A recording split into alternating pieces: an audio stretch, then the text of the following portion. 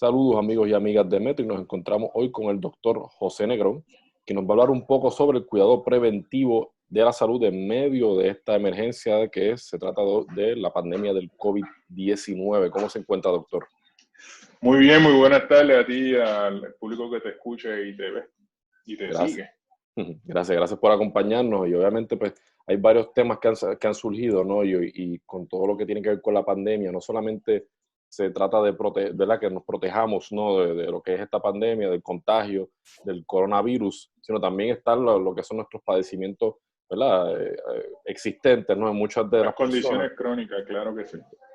Y me gustaría que nos hablara un poco sobre esa importancia de lo que el cuidado preventivo en estos momentos. Mira, primero que todo, pues, ¿verdad? Yo sé que el coronavirus ha puesto una pausa en nuestra vida, ¿verdad? En nuestra cotidianidad, y algo que tenemos que ya ir retomando es sobre todo la salud. Y sobre todo aquellos pacientes que tienen condiciones crónicas. Los pacientes no podemos dejar y descuidar el cuidado de los pacientes diabéticos, no podemos descuidar el paciente hipertenso, no podemos descuidar ese tipo de pacientes de cáncer, tienen unos seguimientos, y esa población necesita ya ir retomando el cuidado médico. Comunicación con sus cardiólogos, con sus neumólogos, las comunicaciones con los endocrinólogos, eso tiene que empezar a surgir ya. ¿Por qué? Porque son pacientes que se pueden complicar y verse afectados su salud gravemente si no se está atendiendo. Estamos viendo pacientes que no están llegando a los hospitales y hablo en particular el caso de nosotros. Yo manejo salas de emergencia en la isla, en la montaña, y condiciones que iban todos los días, muy frecuentes, fallo cardíaco, pacientes asmáticos, no están llegando y eso causa una preocupación. Y nuestra preocupación es dónde están esos pacientes, qué está pasando con esos pacientes, se estarán cuidando bien, fantástico, tendrán sus medicamentos, están recibiendo algún tipo de atención médica, son cosas que no sabemos y que tenemos interrogantes ahora mismo.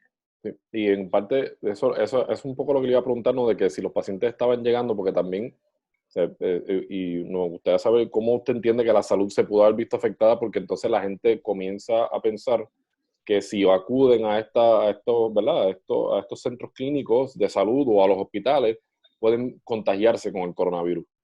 Ese es esencialmente de donde parte el pensamiento, ¿verdad? Y claro, yo creo que Puerto Rico tuvo, no sé si fue afortunado o no, en ver qué pasó en otros países primero y tratamos de evitar lo que pasó en Italia, por ejemplo, que se abarrotó el sistema de salud, igual que en España, pero ya podemos decir que podemos empezar a recibir esos pacientes de nuevo.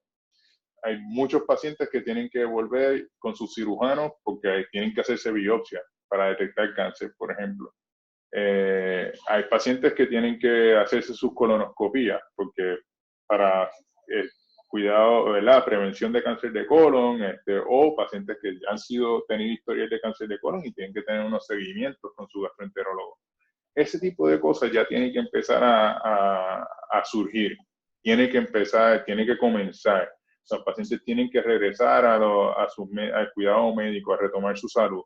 Las mujeres no pueden estar mayores de 40 años, no pueden postergar sus mamografías, eso tiene que estar anualmente ahí. Y eso es parte del cuidado que tenemos que retomar. ¿Y cuáles son algunas de esas medidas que ustedes toman, ¿no? ¿Verdad? Para asegurar, ¿no? De que no haya un contagio, ¿no? Porque obviamente muchas personas pues piensan, como lo había mencionado, tan pronto llegan al hospital, ya, ¿verdad? Las posibilidades de Claro, contagio aumentan, según, ¿verdad? claro, Según lo que mira, piensen. ahí los hospitales pues han preparado áreas específicas para atender este tipo de pacientes que vienen con síntomas relacionados al COVID. ¿Okay? Por ejemplo, en el área de la montaña donde yo manejo salas de emergencia, pues hay un área designada para hacer muestras fuera de la sala de emergencia, se mueve un personal con equipo adecuado, se entrevista, y si el paciente tiene signos vitales alterados, pues ese es el paciente que van a pasar para atención médica. Pero los demás pacientes igual se toman medidas como tomo de temperatura, que hay que hacerlo en todas las salas de emergencia se hace, ¿verdad? Pero se hace un pre-screening. Y antes de que el paciente entre a la sala, se está evaluando la temperatura corporal, se está evaluando el tipo um, de, de síntomas que tiene el paciente, con el objetivo de que esos pacientes los canalicemos aparte y no estén con todo el resto de la población. Porque yo no quiero que un paciente de COVID esté al lado de una señora de 74 años con una fractura de cadera. Yo no necesito complicarlo ya esa situación. Pero todo se ha dislocado y todo se ha trastocado. Sí.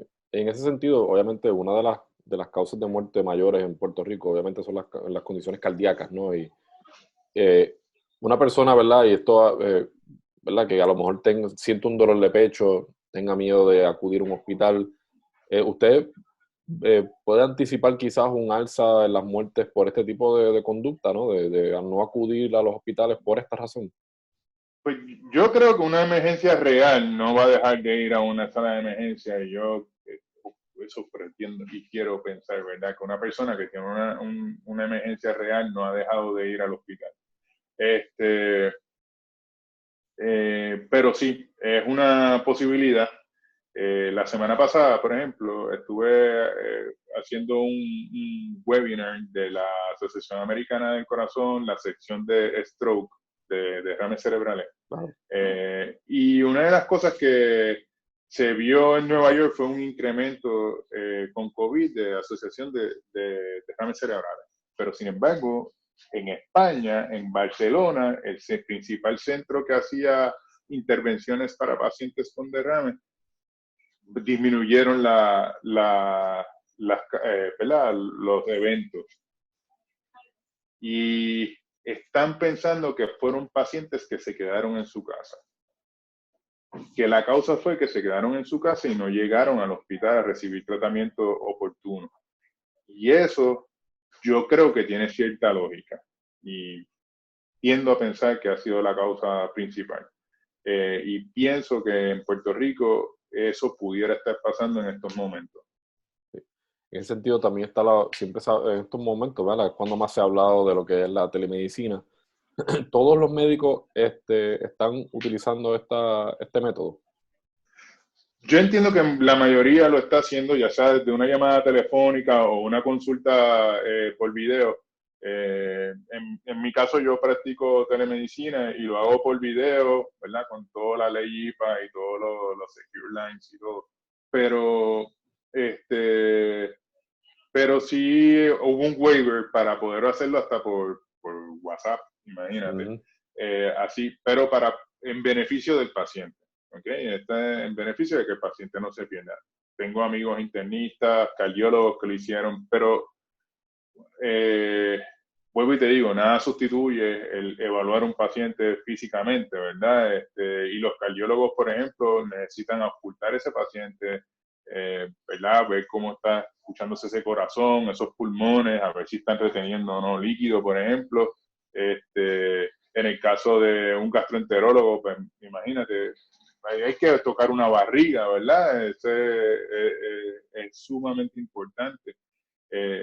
En el caso de los dermatólogos, algunos, pues, ¿verdad? Hay cámaras y eso, y el que la tenga, pues lo puede hacer, pero la definición de una consulta por una camarita o de una lesión de piel es sumamente difícil. Ese tipo de cosas, pues, no sustituye una visita médica. La telemedicina yo la utilizo, ¿verdad? Para quejas que nos ocurren a diario. Ejemplo, dolor de garganta, o tengo tos, el COVID, ¿verdad? Los síntomas de COVID son síntomas que en sus orígenes y se puede hacer un pre-screening o un preseñimiento del paciente. Quejas como dolor de espalda crónico, espasmos musculares, son cosas que se pueden hacer por telemedicina.